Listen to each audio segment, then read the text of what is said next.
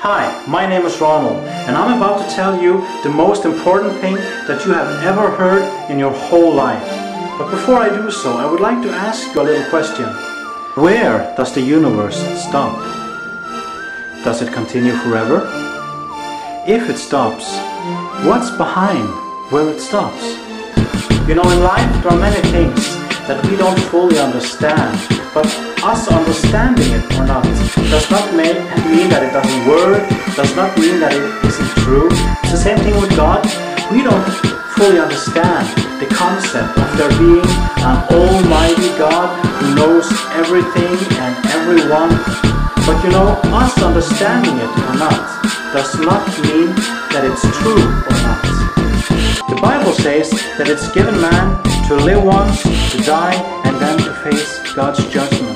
When you die, you don't stop to exist. You just enter into a new dimension, the spiritual dimension. In the same way as we don't understand how the universe can continue forever, we don't fully understand the spiritual dimension. We don't understand fully God, but what we know is that He's true and we are going to face Him one day when we die. An interesting thing is, when you're going to face God's judgment, will your best be good enough? I mean, what does God require of us?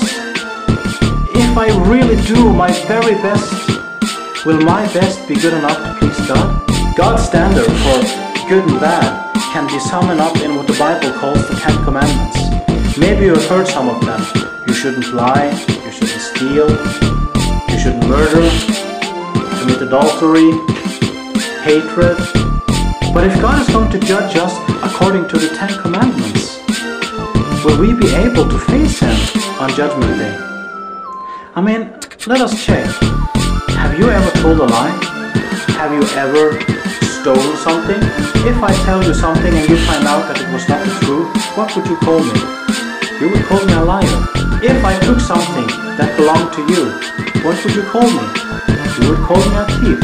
The Bible says that if we just look upon another person with lust, we have committed adultery with that person in our hearts. Have you ever looked upon another person with lust? I think we all have to admit that according to God's standard, we are all lying thieves and adulterers at heart. We are not able to live up to this standard that God has set. We are not able to live up to the 10 Commandments. We are not able to live up to God's standard for what's good and evil. And you know, that's a problem, because one day you will face God and He will judge you according to the 10 Commandments. None of us have been able to live up to God's standard. Compared to other people, I might be a very good person. But you know, God, He is not comparing me with other people. When I face Him on Judgment Day, I am going to be judged according to the 10 Commandments. Have I ever stolen? Have I ever lied? Have I ever looked upon another person with lust? Have I hated someone, which the Bible says is the same as murder? We have not been able to keep the 10 Commandments. And that's a big problem. Breaking the 10 Commandments, the Bible calls sin. And the Bible says that all sinners will have their part in the lake of fire prepared for the devil and his angels.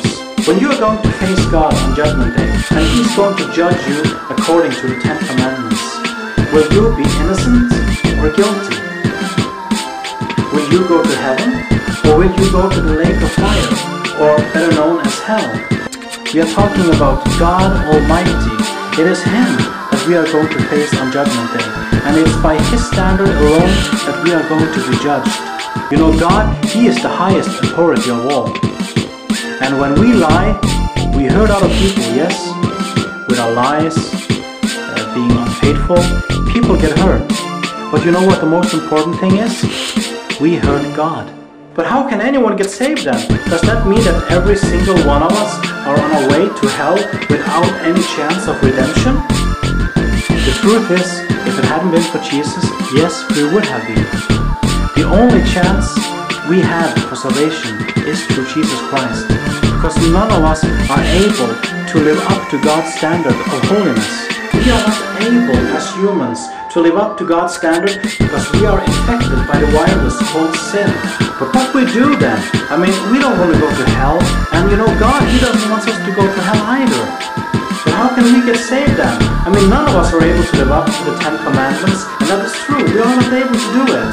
And that is why Jesus came. Jesus came so we would have a chance at heaven. Jesus said that I am the way, the truth, and the life. No one comes to the Father except through me. Why? Because He is the only one who has taken the punishment for your sins. God could have searched the whole earth trying to find someone who could take the sins of mankind. But you know what?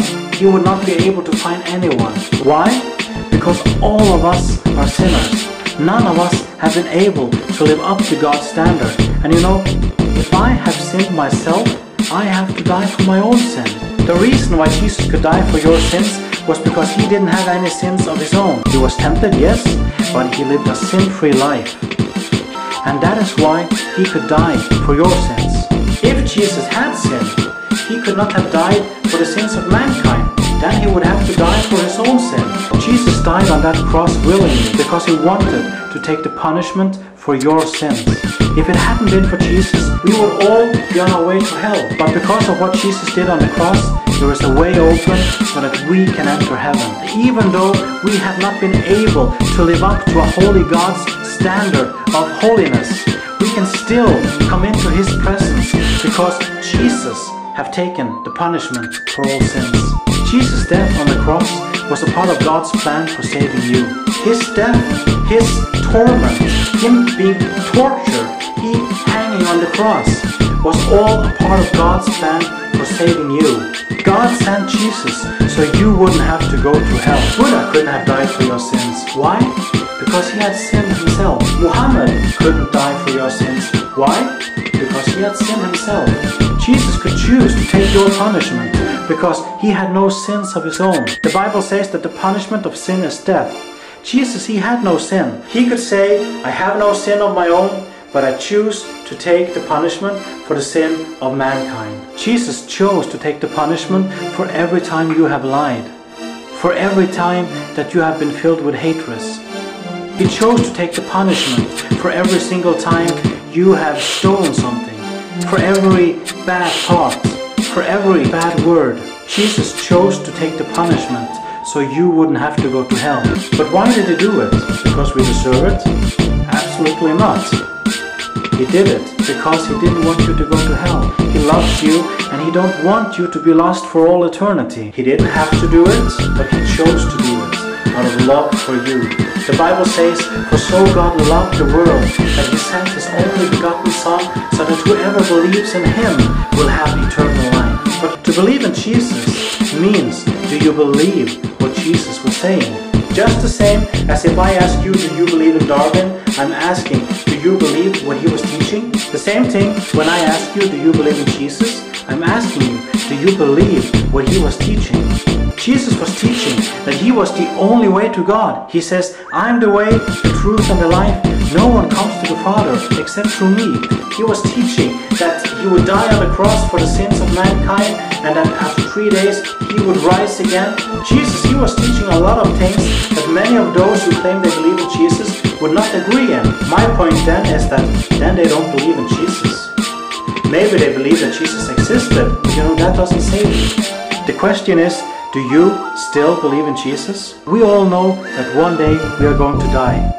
One day we are going to leave this earth. The Bible tells us that when that day comes, we will face the judgment of God. Are you going to try your best and just hope that that is good enough? I can already now tell you that your best is not good enough. Your only hope of salvation is Jesus Christ, is to accept the gift that He gives you through His death on the cross. You have to turn away from your sins. You have to turn away from this lifestyle where you are the center. You have to start a life where He will be the Lord of your life. It's not a matter of just praying a simple prayer. It's a matter of turning away from your own life and accepting Jesus as your Lord and Savior.